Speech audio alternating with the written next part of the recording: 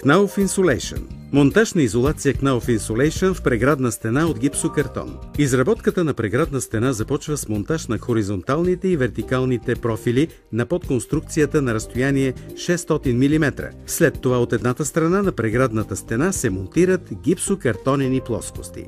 Дебелината на изолацията зависи от широчината на избраните профили за подконструкцията.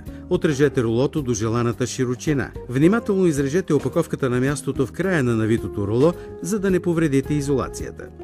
Ако в опаковката има две рула, отделете всяко руло според неговата дебелина.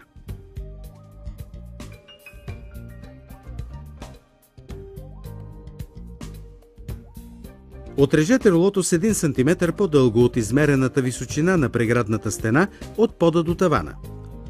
Започнете полагането на изолацията от горния хоризонтален профил, като я притискате към хоризонталните и вертикалните профили и полагате надолу до долния хоризонтален профил на подконструкцията. Продължете да полагате изолацията между профилите на подконструкцията участък по участък. След като положите изолацията, започнете да монтирате гипсокартонените плоскости от другата страна на преградната стена. Knauf Insulation. Стъклената минерална вата Knauf Insulation SICOS технология е ново поколение минерална вата.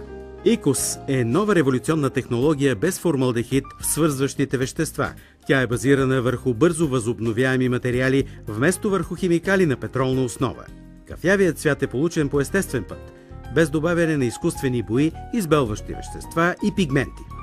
Освен досегашните топлоизолационни, звукоизолационни и противопожарни качества на традиционната стъклена минерална вата, изделията SICOS технология удовлетворяват най-строгите стандарти за качествен въздух в закрити помещения.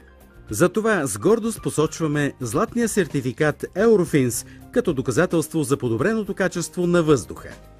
Предимствата при използването на стъклена минерална вата SICOS технология са доказани в течение на дългогодишно приложение. С нея се работи по-лесно, по-мека е на пипане, няма миризма, отделя по-малко прах. Опитайте и ще се уверите сами.